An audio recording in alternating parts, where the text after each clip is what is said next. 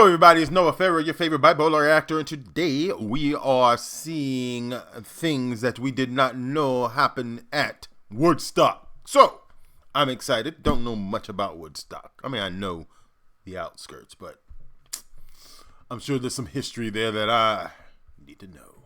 Peace, love, drugs, and rock and roll. The 1960s and 70s were a wild time. Some of the best artists of all time were just getting started. Don't you want somebody to love? Don't you need somebody to love? And after the Vietnam War had successfully polarized much of the United States, a simple music festival was planned to promote peace and love. Well, maybe not simple. Woodstock would become an idyllic hippie paradise and unmatched in cultural impact. The Woodstock Music and Arts Fair, simply known as Woodstock, went down in history as one of the best music festivals of all time. Hundreds of thousands of people converged on upstate New York for one Okay, so I have a problem with being in groups like such, so I would not be at Woodstock at all. No, I will be at home with my beer and my puppies. My puppies. unforgettable experience. But if you forgot it, that's okay. That's where we come in. And it is true, their music is loud, and they dress weirdly and smoke pot. I'm Nostalgic Nick with Do You Remember? All right. And today we're revisiting one of the best, wettest, truest brother doing over there counterculture in music the corner? festivals of all time. If you enjoy our I throwback, wanna know make where sure he to give it a is. thumbs Find up. him. And subscribe to our channel so you never miss an episode. But without further ado, let's go to Woodstock. Organizing the festival. The original Woodstock Festival was held from August 15th to the 18th in 1969. It was the brainchild of four men in their 20s, highlighted by Michael Lang and Artie Kornfeld. Lang had recently organized the successful Miami Music Festival in 1968, and Kornfeld was the youngest vice president at Capitol Records. Surprisingly, the festival did not occur in Woodstock, New York, but in the neighboring town, Bethel, New York. That's because Woodstock wouldn't issue festival organizers a permit. But lucky for them and for everyone, a 49-year-old dairy farmer named Max 40 Yasgurd he's a hard granted them 49. access to his 600-acre dairy farm in Bethel. And just 1 month away from thousands of hippies swarming the upstate, Creedence Clearwater Revival, or CCR, was the first big name to sign on. I put a spell on you. Oh, hey! I And don't know if lent it's this from them, I easy know it, but- festival the credibility it needed to attract other well-known acts. Woodstock also wasn't supposed to be a free event. The festival organizers sold thousands. Wait a minute. One, didn't know it was free. Ah, there you go. I have learned something of new. Didn't know it was free. Now I see why there were so many damn people. Broke-ass hippies hanging out. Any of you go to Woodstock? I have a audience that is kind of this generation. So you guys probably, this might be hitting home. That's pretty dope. Wow. That is really cool, actually. Of tickets, $18 for the 3-day pass, or $7 a day. But throngs of people just kept showing up and eventually piled over the fences and found entry wherever they could. Organizers didn't even have all the fencing up. Again, just a month past they found the land. So in a conscious decision, partly for safety, they blanketed Woodstock a free event. And additionally, hundreds of thousands more people showed up. It is assumed that 500,000 people attended Woodstock, with another 500,000 unable to reach the final Bethel destination. And getting there was kinda like the movie Trains, Planes, and Automobiles.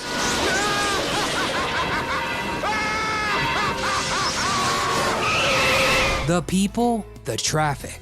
Now, getting to the festival was quite a challenge, to say the least. There were traffic jams sprawling, Right. with some places being backed up for over 20 miles, Oh my causing God, police no! to have to divert traffic. And since the cars weren't moving, many people decided just to abandon them, right there on the side of the road or in. All right. Abandoning people, you're the problem. But I understand you're on some substances that may delight the senses, and forgetting of the car may be part of that delight. I'm mad! Get your ass back in the car. The road, and caravans of automobile-freed individuals began marching towards the smoke. We walked 11 miles to get to the concert. The freeway was basically just a big parking lot. Locals were trapped in their homes because they couldn't get out of their driveways. It's reported that the Woodstock traffic log was in the top 10 worst traffic jams ever. The musicians all had to be flown in with helicopters because even limos are useless behind 200,000 Ford Mustangs and Pontiacs. But people didn't freak out. So what all I'm thinking now is like, how did the traffic move again? Because you've got to get to the first person that is in the front of the line holding everything up to get into that car and finally get moving so other cars can be moved. Like, oh my God. I don't think you understand the 10 that my anxiety is on right now. 10. Out having to wait undisclosed amounts of times for the talent, or having to abandon their car by the exit. There was plenty of free love, nudity, and drugs to go around for all. People wandered around naked. Skinny dipping in the pond was a hot I forgot about everything and else. The free love was going around. I mean, you can't have rock and roll without sex, right? But even more than the sex was the drug use at Woodstock. There were smoking camps with signs pointing you in the right direction. And even the torrential rain couldn't dampen the spirits. And it rained a lot. It was nearly impossible to stay dry, camping out under large pieces of plastic. Others chose to accept the rain as God's gift to the festival, playing in the mud pit that the grounds have turned into. But the energy, above all, was peaceful. Announcers would get on the mic and politely ask the guys on the light posts to come down. The vibe was harmonious. Some credit the lack of violence to the large number of psychedelic drugs being used, and That might do it. Because a psychedelic drug will have you not fighting anybody except for the things in your mind.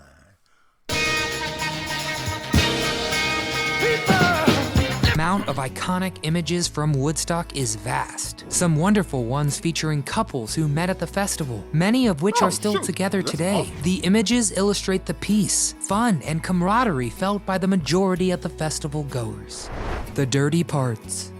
Woodstock wasn't all peace, love, and happiness, of course. Some pretty messed up things happened too. Hundreds of people formed massive lines to use the portable toilets. wow. But there was roughly one toilet for every 800 people. Better get in line early. And those precious toilets soon overflowed, and sewage flowed throughout the festival grounds, which created more dark brown liquidy mud. But at least That's not Max mud. the dairy farmer wouldn't have to fertilize his ground for several years after that. The food vendors, food for love, ran out of things to eat, which makes sense when you add in all the unexpected attendees. Right. Some began price gouging for simple things like hot dogs, charging quadruple the price. 2 of their tents were burned down because $3. people got upset about the long lines paired with the steep, unfair prices. Soon, a group called the Hog Farm Collective began passing out granola to the hungry festival attendees. And granola has never looked back. They also set up a tent to Oh, help wow. out with the next problem on this list, the drug use. Let me clear that up, specifically the unintentional drug use. Some of the food being passed around was laced with, who knows what.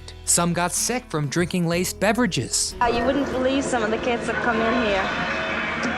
They're really spaced out. Michael Lang, the organizer, said he was very particular about everything he consumed that weekend. Good for him. Smart. He probably had a less rad time. And above all, the worst part, which kind of pales in comparison to many high-traffic tragedies. 3 people lost their lives during Woodstock. 2 from drug bad. overdose, presumed to be heroin, and the other was unceremoniously crushed by a tractor while sleeping. Absolutely terrible. But when compared with the Travis Scott Astroworld fiasco that happened in 2021, where 8 people were crushed to death by absolutely abysmal planning and control, let's just agree to go for 0 deaths at all festivals from here on out. Deal. This is why I do not do festivals. Well, so many reasons why I don't like a lot of people in my face.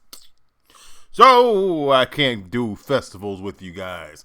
In fact, I don't understand how you could be in a place with 500,000 people or 10,000 people and just be in the center of it all and not being able to go anywhere. I guess I'm here for the ride, dude. All right, dude. This is what we're doing then. All right. The artists.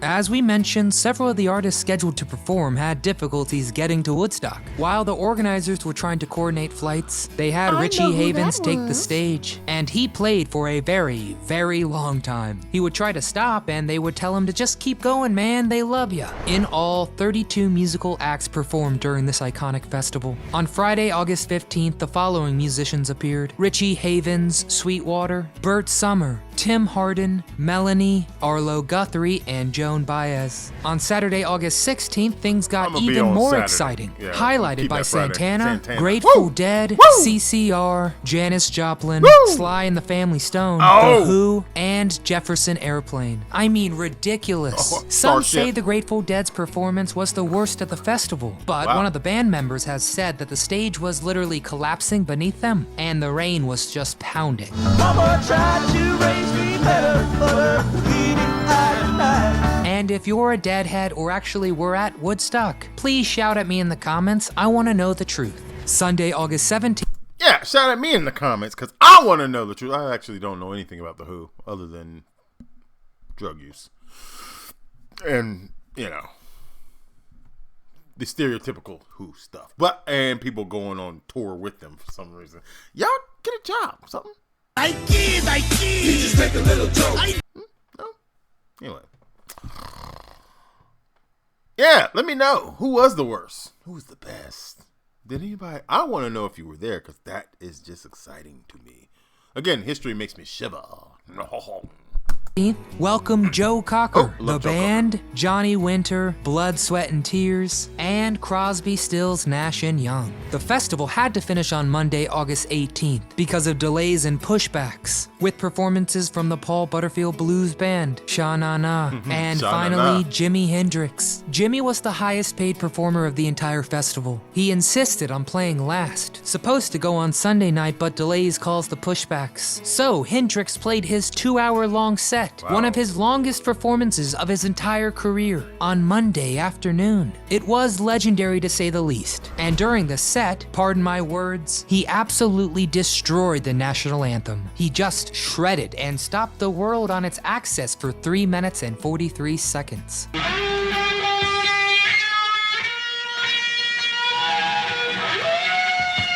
Hendrix thought his performance was beautiful, and I do believe it was. I'm glad he liked I thought it was beautiful. But then there you go. A lot of times artists, whether they're just being too hard on themselves or whatever it is, whatever the case may be, like it actually annoys me when an artist has a great song or a hit song, and Oh no, I really didn't like the song at all. Yeah, I couldn't stand the song. They made me record it, and every time it just made me feel something really horrible inside my gullet. shut up! Enjoy yourself, please. He wasn't trying to spark controversy, he was just making history. Woodstock's legacy.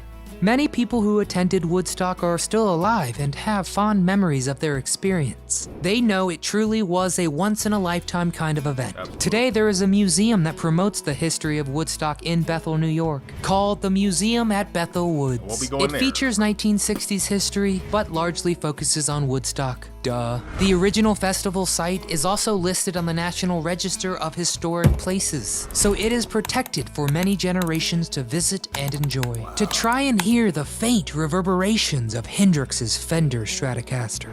So let's discuss, almost who get is your chills, favorite even artist that without played being Woodstock? there. Did you get the 1973 vinyl set that featured some incredible moments, like Sly's Medley or Hendrix's Purple Haze? Or did you not need the record because you had a faint memory of attending? Please get in the comments below and tell us all memories related to Woodstock. If you enjoyed today's throwback, Throwback. All right, we're done. Thank you. That was very entertaining. Oh, thank you very much. All right, Woodstock. That was amazing. I realized that I didn't know very, very much about Woodstock.